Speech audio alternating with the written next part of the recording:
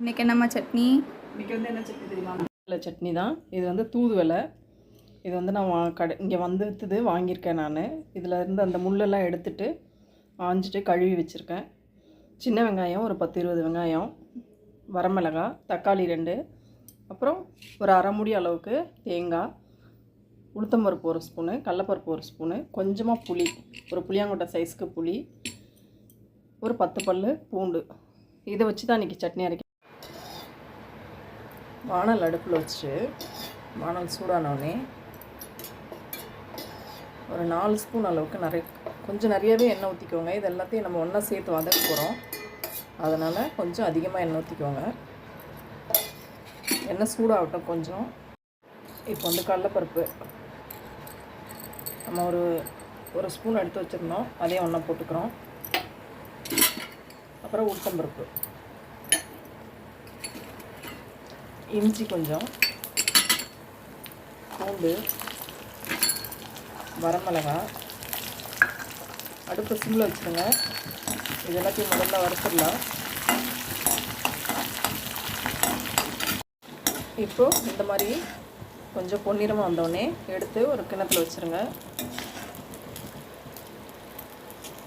அதை எடுத்துட்டு அதே எண்ணெயில் இப்போ நம்ம வந்து வெங்காயம்,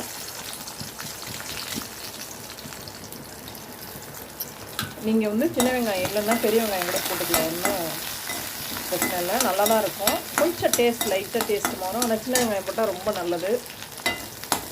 அதனால் சின்ன வெங்காயம் மேக்ஸிமம் சின்ன வெங்காயம் போட்டு அரைங்க, அப்போ தான் நல்லாயிருக்கும். இப்போ வந்து புளி கொஞ்சமாக போட்டால் போதும். இப்போ தூதுவளை நம்ம காஞ்சி வச்சுருக்கோம் பார்த்தீங்களா, இந்த தூதுவளை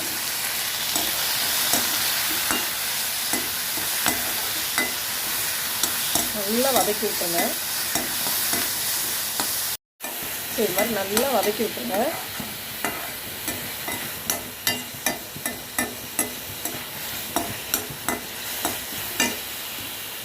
இப்போ 2 தக்காளி எடுத்தோம் பார்த்தீங்களா, அதே இதோட நல்லா போட்டு வதக்கி விட்டு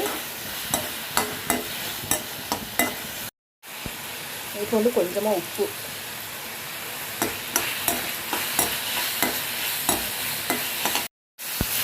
சேர்த்து வதக்கினா தக்காளி சீக்கிரம் வதங்கணும். அதுக்காக இதில் உப்பு சேர்த்து வதக்கணும்.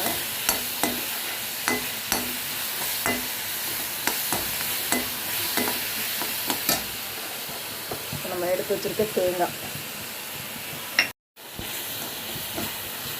இது வந்து நீங்கள் சாதத்தில் போட்டு சாப்பிட்டாலும் நல்லாயிருக்கும், சப்பாத்திக்கும் நல்லாயிருக்கும், தோசைக்கும் நல்லாயிருக்கும், இட்லிக்கும் நல்லாயிருக்கும். எப்படி சாப்பிட்டாலும் உடம்புக்கு ரொம்ப நல்லது. நெஞ்சில் வந்து சளி இருக்கிறவங்கெல்லாம் இதை வாரத்தில் ஒரு நாள் சாப்பிட்டிங்கன்னா சரியாக போயிடும். இந்த நுரையீரல் சளின்னு சொல்லுவோம் பார்த்திங்களா, அந்த சளியெல்லாம் இது சரியாயிடும். சிலருக்கெல்லாம் சரியாகாமே இருக்கும், எப்போ பார்த்தாலும். அந்த மாதிரி இருக்கிறவங்க இது செஞ்சு சாப்பிட்டா சரியாக போயிடும். இப்போ இந்த மாதிரி வதங்கினோடனே அடுப்பை ஆஃப் பண்ணிவிட்டு ஆற விட்டுட்டு அரைச்சிக்கலாம். இப்போ அதுக்கு முதல்ல வந்து நம்ம என்ன பண்ண போகிறோம்னா, நம்ம முன்னாடியே வறுத்து வச்சுருந்தோம் பார்த்திங்களா, இது நல்லா ஆறி போயிருக்கு. இதை வந்து மிக்ஸி ஜாரில் ஃபஸ்ட்டு கொட்டி அரைச்சிருவோம். இந்த மாதிரி முதல்ல நம்ம வறுத்ததை ஃபஸ்ட்டு ட்ரையாக அரைச்சி எடுத்துக்கோங்க. அதுக்கப்புறம் இதோட ஒன்றா சேர்த்துட்டு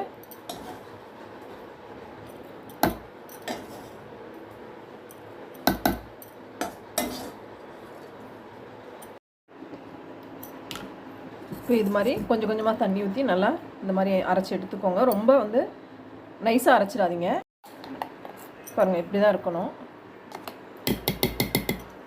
தாளிக்கிறதுக்கு அதே வானலில் 2 ஸ்பூன் அளவுக்கு எண்ணெய் ஊற்றி விட்ருங்க.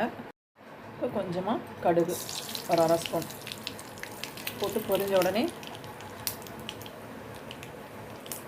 அடுப்பு ஆஃப் பண்ணிடுங்க. ஊற்றி விட்டால் சட்னி ரெடி ஆயிடுச்சு.